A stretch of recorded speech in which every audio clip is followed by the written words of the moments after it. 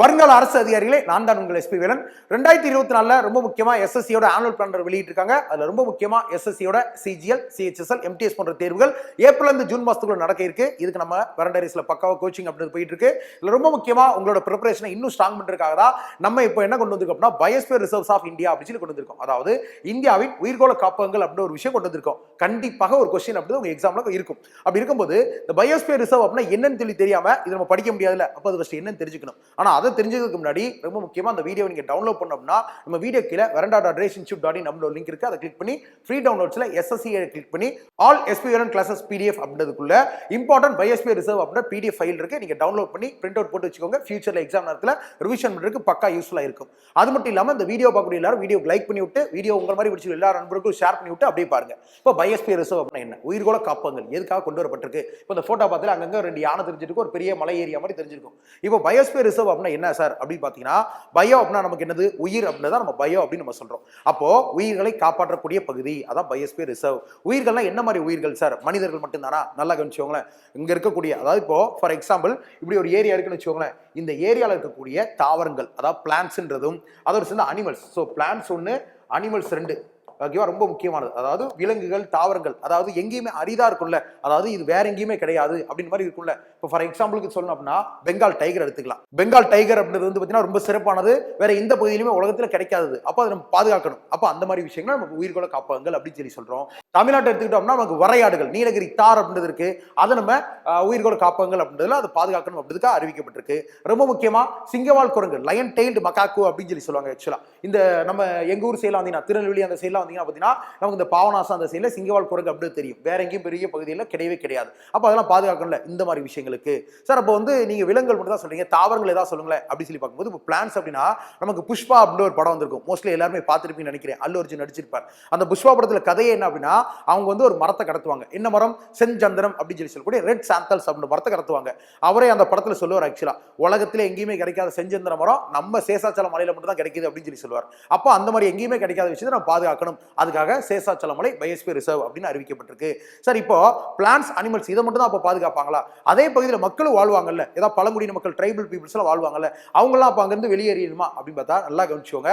ஒரு பகுதி இருக்குன்னா அங்க இருக்கக்கூடிய எல்லா உயிர்களும் தான். அது பிளான்ட்ஸா இருக்கலாம், அனிமல்ஸா இருக்கலாம், அங்க வாழக்கூடிய மனிதர்களா இருக்கலாம். அவங்க எல்லாத்தையும் பாதுகாக்கிறதுக்காக தான் அந்த பகுதியை பயோஸ்பியர் ரிசர்வ் அப்படின்னு நம்ம சொல்றோம். அப்போ பயோஸ்பியர் ரிசர்வ்னா ஒரு ப்ரொடெக்டட் ஏரியா, ஒரு பாதுகாக்கப்பட்ட பகுதி. அது வருங்கால சந்ததியினருக்கு தேவை அப்படின்றதுக்காக பாதுகாத்து வச்சிருக்காங்க. அதான் பயோஸ்பியர் ரிசர்வ் அப்படின்னு அழைக்கக்கூடியது.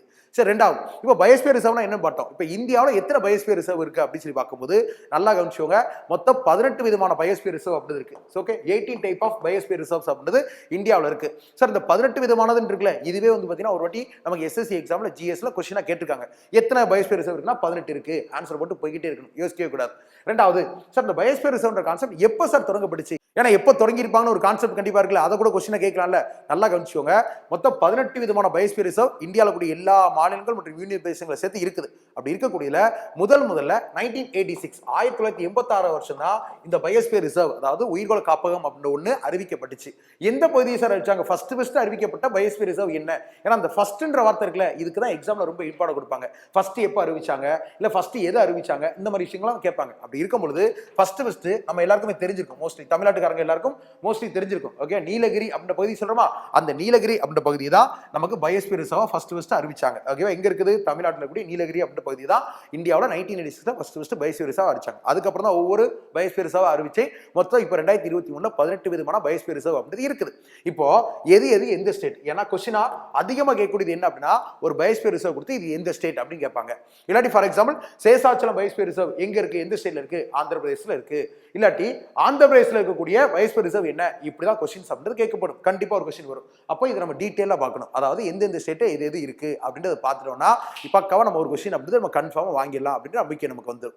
சரி, இப்போ வழக்கமா இதை எப்படி நடத்துவாங்க அப்படின்னா, ஒரு டேப்ல கால மாதிரி போட்டு என்ன பேரு எந்த ஸ்டேட் அப்படின்னு சொல்லி போட்டுட்டு இருப்பாங்க. நம்ம அப்படிலாம் பார்க்க கூடாது. நம்ம பிராக்டிகலா படிப்போம். பிராக்டிகலா படிக்கிறதா ஞாபகம் இருக்கும். ஈவன் நம்ம லைவ் கிளாஸஸ்ல நம்ம போட்டோ வச்சு கொஸ்டின் வச்சு கொண்டு போறோம். அப்போ அப்படியே ஞாபகம் இருக்கணும் அப்படிங்கிறத தான். அப்படியே நமக்கு இப்போ ஸ்டேட் எங்கேயோ அதை வச்சு நான் அந்த பேர் அப்படின்னு சொன்னா பக்காவா நம்ம மைண்ட்ல ஸ்டோர் இருக்கும். அப்போ எக்ஸாம் அப்படின்னு அப்படின்றது வரும் பொழுது பக்காவா இந்த இடத்துல அப்படின்ற மாதிரி நமக்கு வந்து ஒரு ரிமைண்டர் அப்படின்றது நம்ம மைண்ட் கொடுக்கும், பக்காவா ஆன்சர் வந்து கரெக்டாகவும் போடுவோம். இப்போ நம்ம இதை எப்படி பார்க்கலாம் அப்படின்னா, ஓகேவா, நமக்கு first south India, middle India, north India அப்படின்ற மாதிரி பார்ப்போம். அப்புறம் நார்த் ஈஸ்ட் இந்தியா அப்படின்றது பார்ப்போம். அப்படி பார்த்தோம்னா கொஞ்சம் ஈஸியா இருக்கும். ஏன்னா மொத்தமா இங்க ஒண்ணு அப்படின்னு சொல்லி குழப்பம் வந்துடும். ஃபர்ஸ்ட் சவுத் இந்தியா எடுத்துப்போம். ஏன்னா நீலகிரி தான் ஃபர்ஸ்ட் அறிவிச்சிருக்காங்க. அதனால நம்ம சவுத் இந்தியா நம்ம தமிழ்நாட்டுல இருந்து ஆரம்பிப்போம். தமிழ்நாட்டுல இருந்து அப்படியே மேல போவோம். சரியா? அப்படி இருக்கும்போது ஃபர்ஸ்ட் தமிழ்நாட்டில் எத்தனை விதமான பயோஸ்பியர் ரிசர்வ் இருக்கு இப்படி கூட கொஸ்டின் கேட்கலாம். கேட்டாங்கன்னா மொத்தம் தமிழ்நாட்டில் 3 டைப் ஆஃப், ஓகே, 3 விதமான பயோஸ்பியர் ரிசர்வ் அப்படி இருக்குது.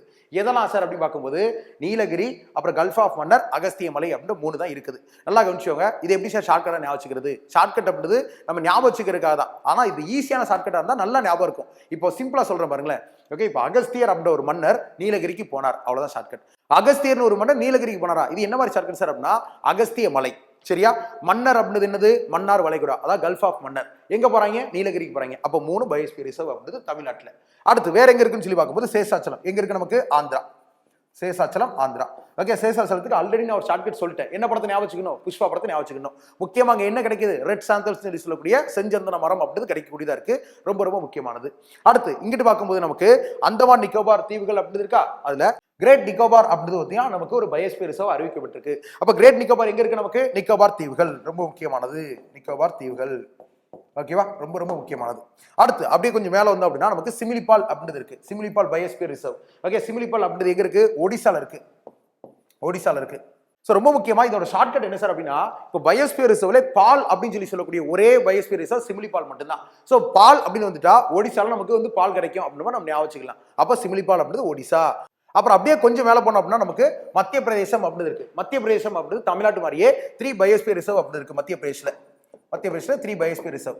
ஓகேவா? என்னெல்லாம் அப்படின்னு சொல்லி பார்க்கும்போது பன்னா, பஞ்ச்மர்கி, அச்சரம்கர், அமர்கண்டக் அப்படின்னு 3 இருக்கு. ஓகே, நல்லா கவனிச்சோங்களா? இதை எப்படி சார் ஷார்ட்கட் வச்சுக்கலாம் அப்படின்னா பஞ்ச்மர்கி அப்படின்னு இருக்கு. அப்போ பஞ்சு பண்ணா அச்சு விழும் அப்படின்னு நம்ம ஞாபகம். நம்ம பஞ்சு பண்ணா அச்சு விழும்ல, அந்த மாதிரி பஞ்சு பண்ணா அச்சு விழும். எப்படி ஷார்ட்கட்? அப்போ பஞ்சமர்கி, பன்னா பயோஸ்பியர் ரிசர்வ், அச்சனம்கர், அமர்கண்டக் அப்படின்னு ஷார்ட்கட். அவ்வளவுதான், முடிஞ்சு போச்சு. மறக்கவே மறக்கக்கூடாது.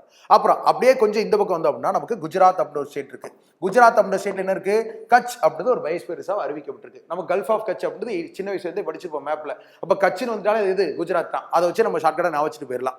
அடுத்து அப்படியே இந்த பக்கம் வருவோம். இந்த பக்கம் வந்தோம் அப்படின்னா நமக்கு சுந்தரவன காடுகள், சுந்தர்பான்ஸ் அப்படின்னு இருக்கு. அங்கதான் என்ன இருக்கு? நமக்கு வங்கத்து புலிகள் அப்படின்றது அதிகமா காணப்படக்கூடியது.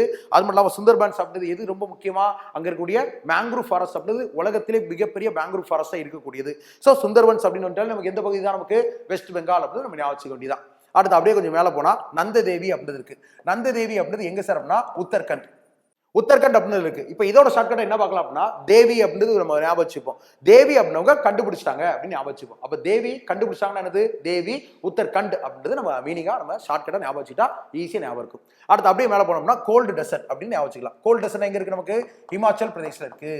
ஓகே, ஹிமாச்சல் பிரதேசம் போனாலே எப்படி இருக்கும்? ரொம்ப ஜில்லுன்னு இருக்குப்பா அப்படின்னு சொல்லி இருக்குது. ஓகே, ஏன்னா இப்போ நமக்கு சிம்லாலாம் இருக்கு. சிம்லாலாம் வந்து பனிக்காலத்துல ரொம்ப ஜில்லுன்னு இருக்கும். அப்படி பார்க்கும்போது நமக்கு அப்படி பார்க்கும்போது நமக்கு ஈஸியா கோல்டு டெசர்ட் அப்படின்னா நமக்கு ஹிமாச்சல் பிரதேஷ் ரொம்ப ஜில்லுன்னு இருக்கு அப்படின்னு நம்ம ஞாபகம் வச்சுக்க வேண்டியதான்.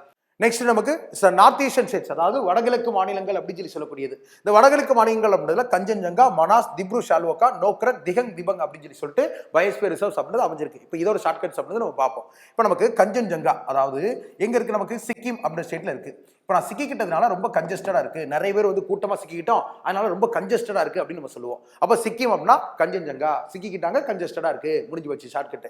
அடுத்து நமக்கு அசாம் அப்படின்ற பகுதிக்கு வருவோம். இப்போ அசாம் அப்படின்ற ஸ்டேட்ல மொத்தம் எத்தனை விதமான பயோஸ்பியர் ரிசர்வ் இருக்குன்னா 2 இருக்கு. ஒன்னு என்ன அப்படின்னா மனாஸ் அப்படின்றதும், இன்னொன்னு திப்ரு ஷால்வோகா அப்படின்றதும் இருக்கு. இப்போ மனாஸ் அப்படின்றது எப்படி நம்ம ஞாபகம் வச்சுக்கலாம் அப்படின்னு சொல்லி பாத்தீங்கன்னா நமக்கு மனாஸ் அப்படின்னு நீங்க எழுதுங்களேன். மனாஸ் அப்படின்னு எழுதிங்கன்னா ஏஎஸ் அப்படின்றது முடியுதா? இந்த ஏஎஸ் எதுல கணக்கு பண்ணும்? அசாம் ஏஎஸ்ல ஸ்டார்ட் ஆகுதா? அவ்வளவு ஷார்ட்கட். அப்போ மனாஸ் வந்துட்டாலே அசாம் தூக்கி போட்டு போய்கிட்டே இருக்கணும். அடுத்தது நோக்ரக் அப்படின்னு ஒரு பகுதி இருக்கு. இந்த நோக்ரக் தான் மோஸ்ட்லி வந்து அடிக்கடி கேட்பாங்க ரிப்பீட்டடா, ஏன்னா அதை பெருசா படிக்க மாட்டாங்க, அதனால ஞாபகம் இருக்கான்னு சொல்லி கேட்பாங்க. நோக்ரக் அப்படின்றது எங்க இருக்கு அப்படின்னா மெகாலயா. ஓகே, மெகாலயால நோக்ரக் அப்படின்றது இருக்கு. ஸோ நோக்ரக் அப்படின்றது மெகாலயால இருக்கு. இதை எப்படி நம்ம ஷார்ட்கட் வச்சுக்கலாம்? நோ மீ அப்படின்னு வச்சுக்கலாம். அதாவது நோ மீ, நான் வேண்டாம் அப்படின்னு மாதிரி ஞாபகம். ஸோ நோ அப்படின்னா மீ அப்படின்னு வச்சுக்கோங்க. ஸோ நோ மீ அப்படின்னா நோக்ரக் மெகாலயா அப்படின்னு ஷார்ட்கட் வச்சுக்கலாம். அடுத்து கடைசியா ஒரே ஒரு பயோஸ்பியர் ரிசர்வ் நமக்கு திஹங் திபங் அப்படின்றது இருக்கு. இப்போ திஹங் திபங் இதை ப்ரொனவுன்ஸ் பண்ணும்போது எப்படி முடியுது நமக்கு ஏஎன்ஜி ஓகே, திஹங் திபங் அப்படின்னு சொல்லி முடியுது. இந்த மாதிரி அங்குன்னு முடிஞ்சுன்னா நமக்கு அருணாச்சல் பிரதேசம் அப்படின்னு ஞாபகம் வச்சுக்கலாம்.